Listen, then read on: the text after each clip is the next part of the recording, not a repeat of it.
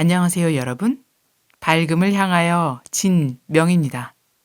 오늘은 박윤미 작가님의 내가 나보다 잘 살았으면 좋겠다의 16번째 편을 읽어보겠습니다.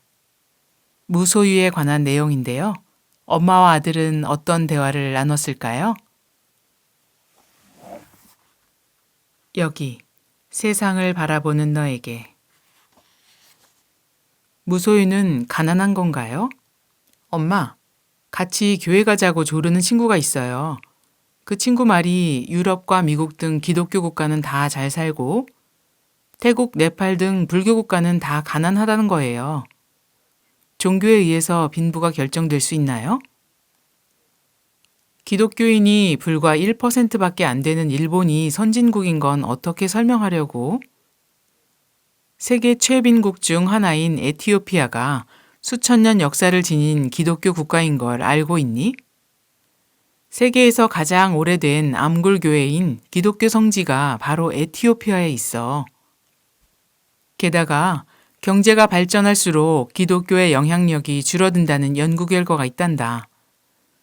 통계로 봐도 지난 10년간 부유한 서유럽과 북아메리카는 기독교인들이 감소했고, 아시아나 아프리카에서는 기독교인들이 많이 증가했어.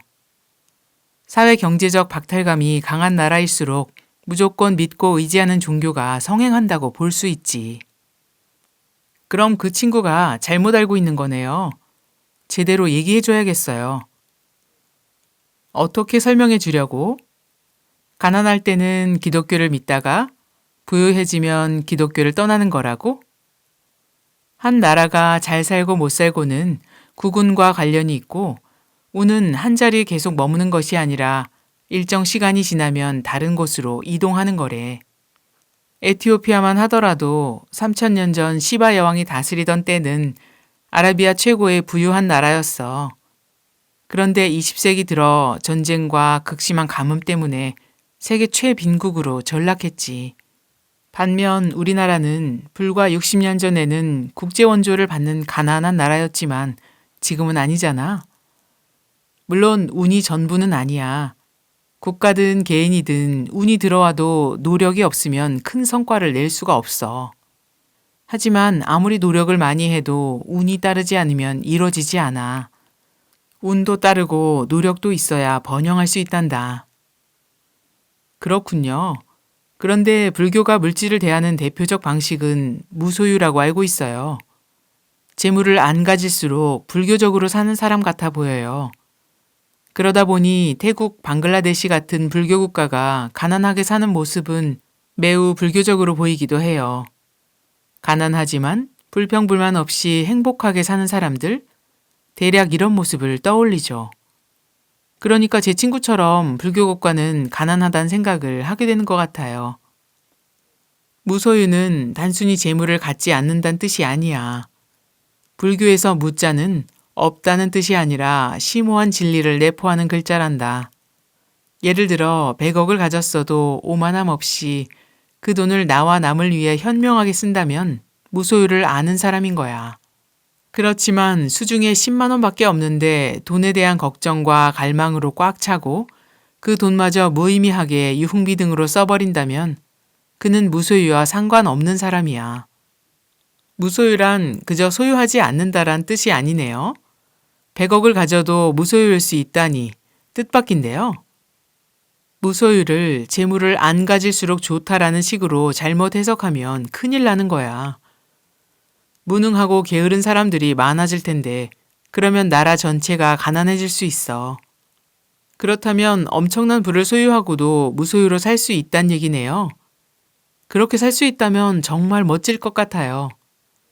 그래, 부처님께서 돈 버는 방법에 대해 설해 주신 경전이 있다는 걸 아니? 부처님 시대에도 사람들은 생사를 초월하는 법보다는 당장 돈 버는 일이 급했단다. 그런 사람들을 위해 부처님께서 돈 버는 법부터 시작해서 돈 관리하고 쓰는 법까지 자세하게 알려주셨어. 부처님께서 가르쳐 주신 돈 버는 방법은 여러 가지인데 그 중에 하나가 자기 하는 일에 유능해져라야.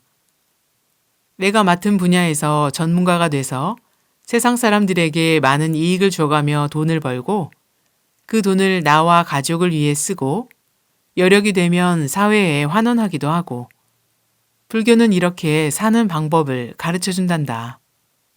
불교는 굉장히 추상적이고 형이상학적인 줄 알았는데 부처님께서 그렇게 현실적인 말씀을 해주셨다니 정말 신기하네요.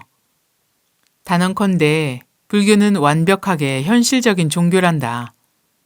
부처님 법문을 계속 배우고 실천해가면 반드시 내가 살고 있는 현실이 좋아져야 해. 그렇지 않다면 그건 불교를 잘못 배우고 있는 거란다. 진정한 무소유. 단순히 물질을 소유하지 않는 것은 무소유가 아니다. 비록 재물을 소유하지 않아도 소유욕이 남아있으면 무소유가 아니다.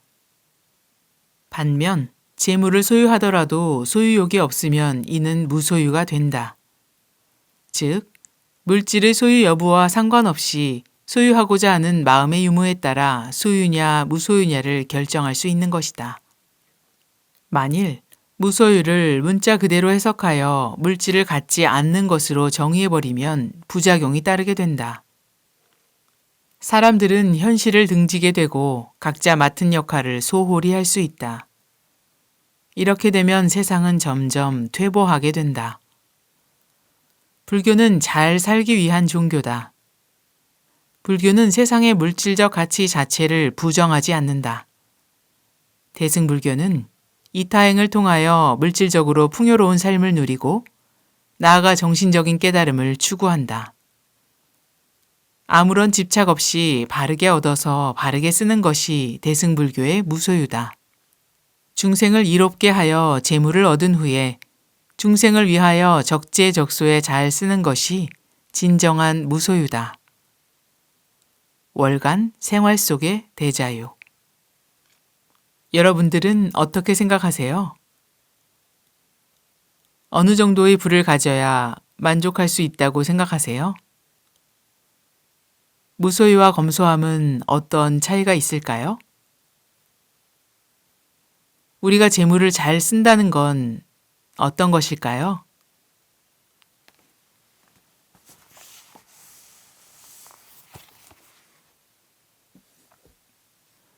매일 지혜로워지는 우리를 위하여 진명의 책 읽기는 계속됩니다. 여러분의 관심과 사랑은 큰 힘이 됩니다. 그럼 다음 시간에 만날 때까지 안녕히 계세요.